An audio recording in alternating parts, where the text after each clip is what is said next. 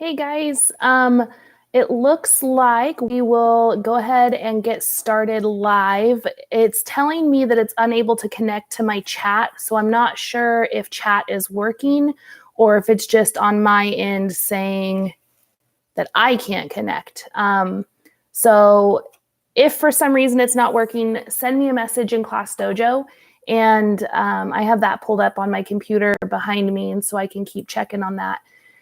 Today's video is going to be pretty short. I wanted to just touch base, let everybody know that we really are in a groove now, it seems like.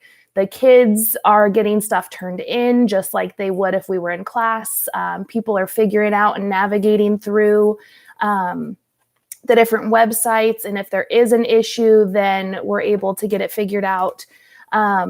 I told the kids in the Zoom meeting yesterday that if they are stuck, now that we're kind of pushing out more work than what we had at the beginning, if they're stuck on something and they're not able to get it figured out, send me a message on Dojo and let me know, and we will set up a Zoom meeting for me and the student, and I can walk them through it. I can do a screen share on the Zoom so they can see the screen while I'm explaining it. We can just do like a little tutor session to help them figure it out. I can also do the same type of thing if you're really having trouble getting logged into something, or something just isn't working right for you, let me know, and we can always try that as an option to see if we can get it figured out. The biggest thing is, and I think I said this last week, is really just breathe.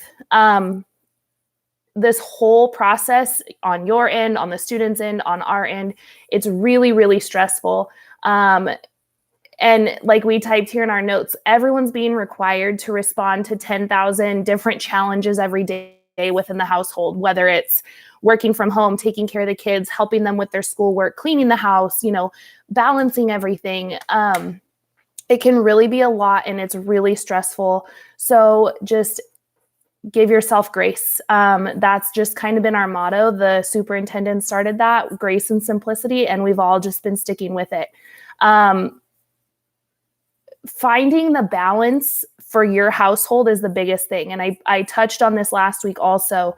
If for you guys, it works better to do schoolwork in the evening when things are more calm and you have time and can focus, that's fine.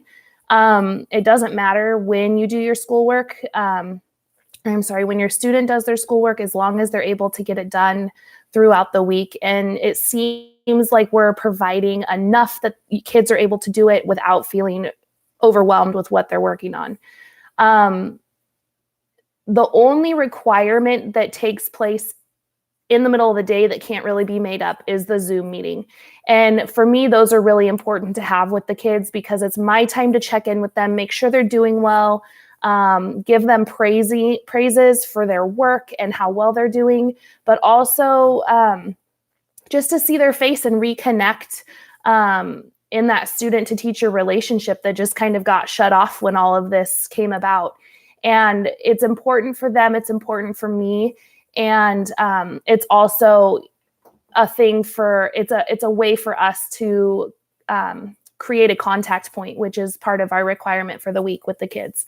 So attendance and contact points, you may have heard that at some point in another video I've made. Contact points are just where we've heard from the student in some aspect, whether it is on the Zoom or them turning in work or sending a message. It's communication with the student specifically. I count the Zooms as my main contact point. So I would love to be able to say all students in our class are going to have one contact point every Tuesday for our Zoom meetings. And then from that point, they get contact points every time they submit an assignment to me. So if they submit them all in one day, they'll have their required contact points for the week. But if we only hear from a student once a week, so let's say they turn in one assignment and they don't do the Zoom and they don't turn in any other work, one contact point puts them as what they're calling absent on our attendance sheet. And then you'll be getting a phone call or an email just to check in and make sure everything's going okay. If we're not hearing from a student at all, meaning we don't know where they are, do they have Chromebook access? Are they even still living here? If we've been unable to contact them and they're not getting any contact points throughout the week, then we'll move forward with our attendance officer checking in to make sure, doing a well check to make sure everything's going okay. Most of the kids have been doing great, and I think there were only a few kids that didn't meet their contact point requirement. And some of the kids aren't able to, do everything, and that's fine as long as parents are communicating. And I kind of, depending on the situation, parent communication can count as contact points too. There's so much gray area in all of this that we're just trying to make work what we can.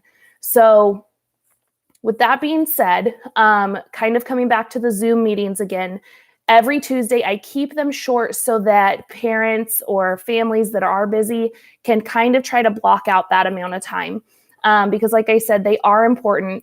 And like this week, if you saw what your child and I were talking about, I did a screen share with them and I was walking them through the fraction work for this week because this is their first time doing any fraction work and their first time using a program like this. So I did a screen share and I walked them through it. So not really a full lesson, but just kind of a little mini lesson on what they're working on and what they need to do. And it seemed after that Zoom meeting with each group, the work just started flying in, and I was getting messages from parents and messages from students about how much they loved the format of the fraction work and how well they were doing. And it was really exciting for me to log on to their assignments that had been turned in and see their work. There wasn't anybody that was confused on what to do. Everybody was understanding numerators, denominators, how to, split it in half and what different parts mean and identifying different types of fractions. And that has been my biggest concern because not being able to be face-to-face in class with them to help them learn these new skills has been overwhelming for me because I don't want them to try and figure all this out on their own.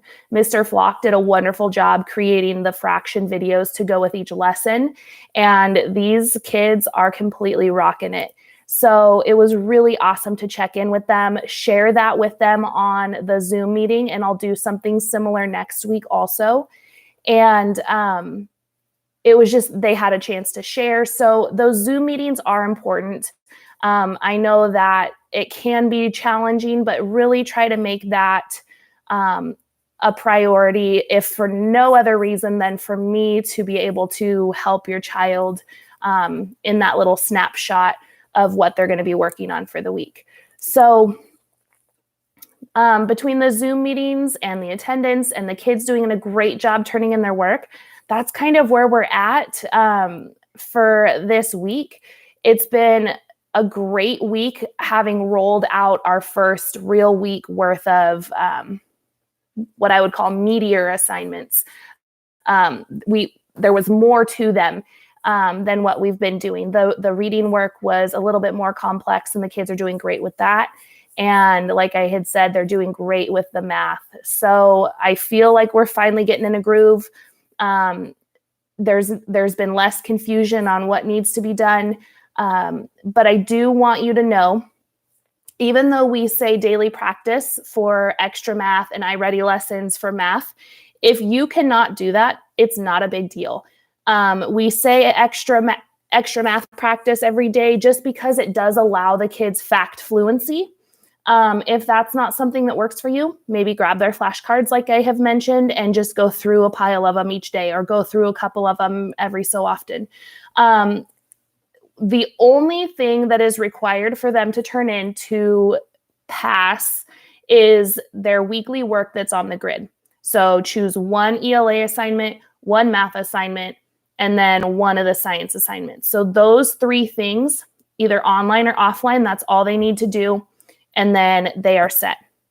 So you don't need to stress if your day or week gets busy and you don't get everything done, not a big deal. Feel free to message me with any questions or concerns about that. But I just want you to know you're doing a great job. Everything's going well. The kids are doing wonderful. they're getting their work done, they're doing it correctly, they're having fun doing it. And I think in the midst of this craziness, we're figuring it out and making it the best we can. So with that, I really don't have much more because, like I said, there hasn't been a lot of questions this week. Feel free to message me on Dojo if you do have any questions. Otherwise, I will see you next week for a live unless there really just isn't anything to talk about. And then I will make sure a message is sent out so you know. Otherwise, I hope you have a wonderful rest of the week. And again, message me with any questions you have. Bye, guys.